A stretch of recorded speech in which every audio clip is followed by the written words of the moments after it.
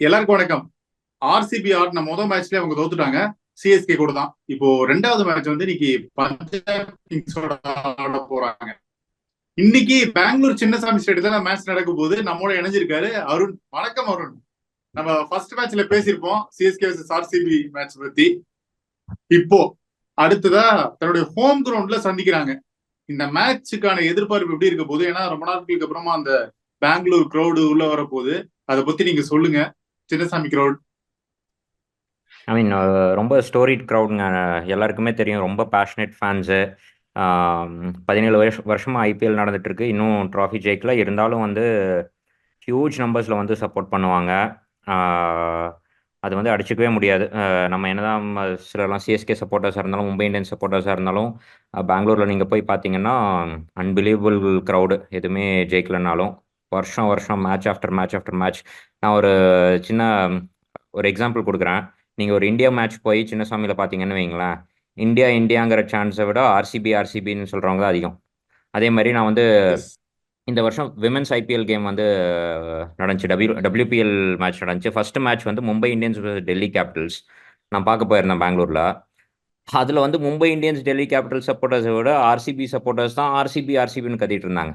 இது எல்லாம் கூட பரவாயில்ல, கிரிக்கெட்டில் வந்து தான் ஆர்சிபின்னு சப்போர்ட் பண்ணுவாங்கன்னு பார்த்தா, தியேட்டரில் சினிமா பார்க்க போனால் தியேட்டரில் வந்து ஆமா. ஆர்சிபின்னு சப்போர்ட் பண்ணுவாங்க. ஸோ ரொம்ப ரொம்ப பேஷனேட் ஃபேன்ஸு. ஸோ அவங்களுக்கு வந்து only probably the IPL side டீமை வந்து அன்வெயில் பண்ணுவாங்க. ஆர்சிபி அன்பாக்ஸ்னு ஒரு ஈவெண்ட் கூட கண்டக்ட் பண்ணுவாங்க ஸ்டேடியமில். அதுக்கே வந்து நிறைய பேர் கூட்டம் வருவாங்க. நீங்கள் எங்கே போனீங்கனாலும் உயிரே கொடுக்குற மாதிரி fans. So feel happy for them. அவங்களுக்கு இன்னைக்கு வந்து ஃபர்ஸ்ட் மேட்ச் இங்கே நடக்க போகுது பெங்களூரில். ரொம்ப சந்தோஷமாக இருக்குது. நீங்கள் பார்த்தீங்க, டீமும் வந்து இந்த வருஷம் நல்ல டீமுங்க. கடைசி 5 வருஷத்தில் பார்த்தீங்கன்னா 3 வருஷம் வந்து பிளே ஆஃப்ஸ்க்கு வந்திருக்காங்க. போன வருஷம் வர முடியல, 6th பிளேஸ் ஃபினிஷ் பண்ணாங்க. இந்த வருஷம் பார்த்தீங்கன்னு வைக்கலாம், top 6 one of the best top 6ன்னு சொல்லலாம் பேட்டிங்கை பொறுத்த வரைக்கும். பவுலர்ஸும் 2-3 நல்ல பவுலர்ஸ் இருக்காங்க. Mohammed Siraj, Alzarri Joseph, Reece Topley. So ரொம்ப ரொம்ப டீசன்ட் சைடு. பிளே ஆஃப்ஸ் போகிறதுக்கான நல்ல சான்ஸ் இருக்குது. ஆனால் சின்னசாமியில் எப்படி பெர்ஃபார்ம் பண்ணுறாங்கிறது ரொம்ப முக்கியம். ஏன்னா சின்னசாமியில் வந்து அவங்களால ரெகுலராக வின் பண்ண முடியறதில்ல. அது வின் பண்ண ஆரம்பிச்சாங்கன்னா வெரி வெரி டேஞ்சரஸ். ஆமா. நீங்க சொன்னீங்களா ஆர்சிபி ஃபேன்ஸ் பத்தி, அது வேணா உண்மைதாங்க. ஏன்னா தேட்டரை தாண்டி ஹாக்கி மேட்ச் பார்க்க போயிருந்தோம். இந்தியா பாகிஸ்தான் ஹாக்கி மேட்ச் ஒண்ணு. அதுலயே வந்து ஆர்சிபி கத்த ஆரம்பிச்சிட்டாங்க. அந்த அளவுக்கு பயங்கரமான ஒரு ஃபேன்ஸா இருக்கு. சரி, இது நான் என்ன ஒரு முக்கியமான விஷயம் இந்த மேட்சை பத்தி சொல்லி ஆகணும். ஒரு பக்கம் ஆர்சிபியோடைய பேட்டிங் அவ்வளவு டாப்பா இருக்கு. டாப் ஆர்டர் நல்லா இருக்கு. ஆனா இன்னொரு பக்கம் பஞ்சாப் கிங்ஸ் உடைய அந்த பேஸ் அட்டாக் இருக்குல்ல, அதை நம்ம பேசி ஆகணும்ல. ஏன்னா அது ரொம்ப கான்ட்ராஸ்டா ரெண்டுத்துக்குமே இருக்கு.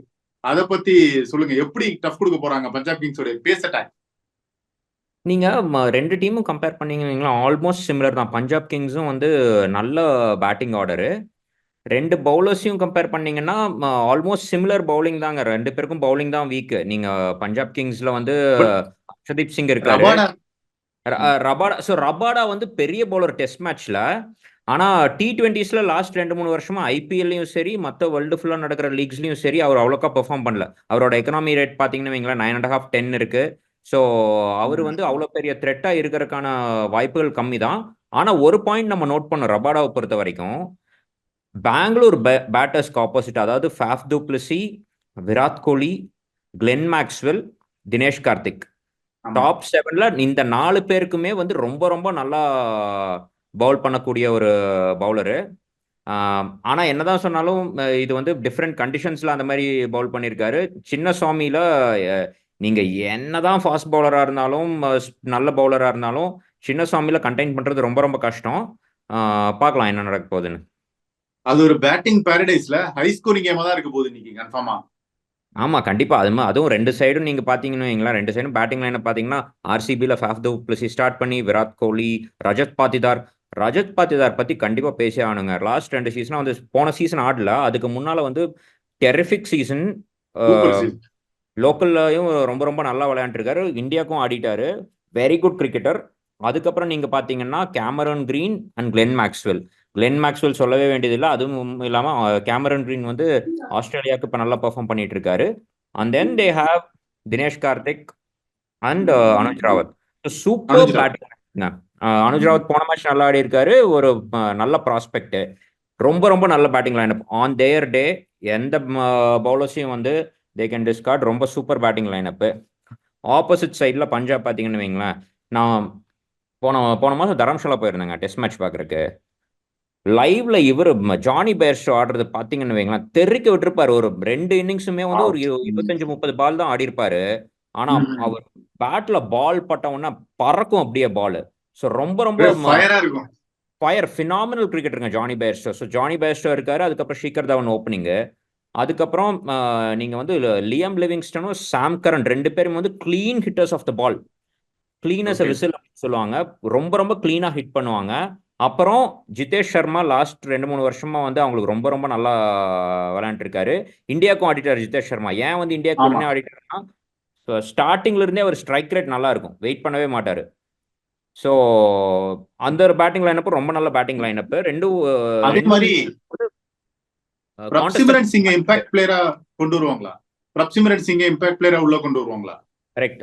அவரும் அனதர் ப்ராஸ்பெக்ட். ஒரு 3-4 வருஷமாவே, இந்த வருஷமா அடுத்த வருஷமா இப்போ வருவாரு அப்போ வருவாருன்னு லாஸ்ட் சீசன்ல ஒரு 2-3 நல்ல நாக் ஆடினாரு. இந்த வருஷம் வந்து ஒரு பிரேக் த்ரூ இயரா இருக்கிறதுக்கான சான்ஸ் நிறைய இருக்கு. பிரப்சிமரன் சிங்க்கு நல்ல டேலண்ட். இப்போ நம்ம பெங்களூரோட பாசிட்டிவ் பேசினாலும் கூட ஆர்சிபிக்கு இருக்கிற ஒரு மிகப்பெரிய மைனஸ் என்னன்னு பாத்தீங்கன்னா, நம்ம போன மேட்சே எடுத்துப்போமே, 170+ ரன்ஸ் வந்து சேப்பாக்ல அவங்களால டிஃபெண்ட் பண்ண முடியல அப்படின்ற ஒரு வருத்தமான விஷயம் இருக்குல்ல. சோ அதே மாதிரியான விஷயம் இங்க சின்னசாமியில் நடக்குமா? சோ என்னதான் உங்களுக்கு நல்ல டீம் அமைச்சாலும் இந்த கடைசி டைம்ல போய் அந்த டிஃபெண்ட் பண்றதே அவங்களால பண்ண முடியல. 170+ ரன்ஸ் அப்படின்ற ஒரு இது. ஐ மீன் அந்த மேட்ச் கம்பேர் பண்ணாமல் சின்னசாமியில் பார்த்தோன்னு வைங்களேன், நோ டோட்டல் இஸ் சேஃப் டோட்டல்னு சின்னசாமின்னு சொல்லாங்க. நீங்கள் 230 240 அடித்தாலும் அது சேஃபாக இருக்கிறதுக்கான வாய்ப்புகள் ரொம்ப ரொம்ப கம்மி சின்னசாமியில். பவுலர்ஸ்க்கு வந்து ஒரு நைட் மேர் தான். அதனால கண்டிப்பாக சேஃபாக இருக்காது.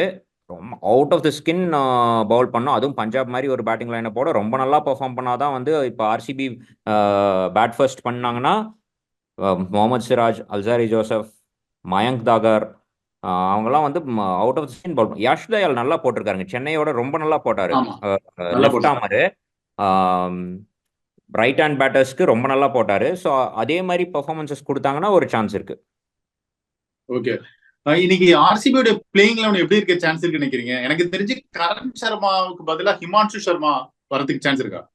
ஹிமான்ஷு சர்மா அந்த ஒரு சேஞ்ச் தான் சான்ஸ் இருக்கு. ஆனா ட்ரெடிஷ்னலா நீங்க ஆர்சிபி பாத்தீங்கன்னா சஹலா இருக்கட்டும், அப்படி இல்லைன்னா கரண் சர்மா இருக்கட்டும், ஜென்ரலி ஒரு லெக் ஸ்பின்னர் ஆடுவாங்க. நல்ல பேட்டிங் சர்ஃபேஸ்ங்கிறதுனால லெக் ஸ்பின்னர் கொஞ்சம் ஒரு த்ரெட்டாக இருக்கிறாங்கிறக்கா ஜென்ரலி லெக் ஸ்பின்னர் ஆடுவாங்க. ஸோ அதனால கரண் சர்மா ஆடுறதுக்கு தான் சான்ஸ் ஜாஸ்தி. மற்றபடி பிளேயிங் லெவலில் செகண்ட் மேட்ச்லேயே அவங்க அவ்வளோ சேஞ்ச் பண்ணுறதுக்கான வாய்ப்புகள் கம்மி தான்.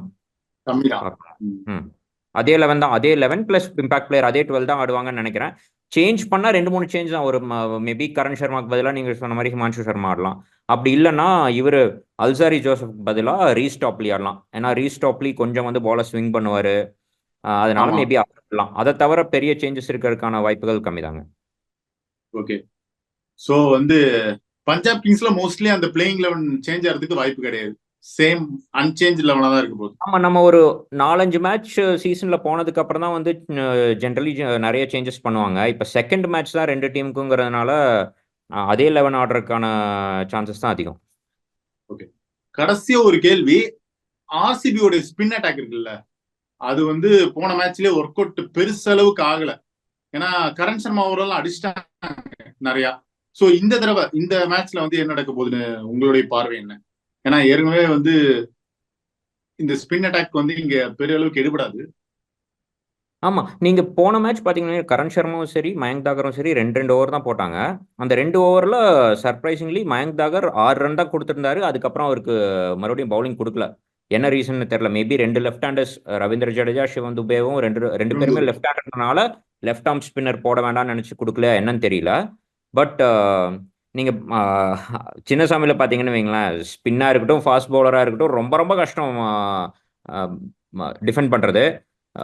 பட் ஸ்டில் மயங்க் தாகர் வந்து போன மேட்ச்ல கொஞ்சம் நல்லா போட்டிருக்காரு அகெயின்ஸ்ட் ரொம்ப நல்ல பேட்டிங் லைனப். அதனால அவருக்கு கொஞ்சம் கான்ஃபிடன்ஸ் இருக்கும். அதனால அவர் கண்டினியூ பண்ணுவாருன்னு நினைக்கிறேன்.